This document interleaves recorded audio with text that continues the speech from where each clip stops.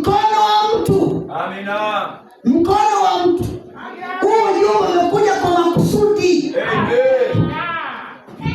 Jesus only. Amina. Ameona. Amen. Kuna watu wanateswa na watu wengine wabaya. Amina. Tatizo lako kuna mtu amesababisha.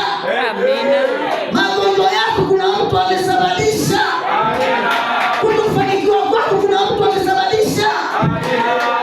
Tunaita ni mkono. Amen. Mkono wa mtu. Amen. Ndio unaleta mateso kwa. Amina.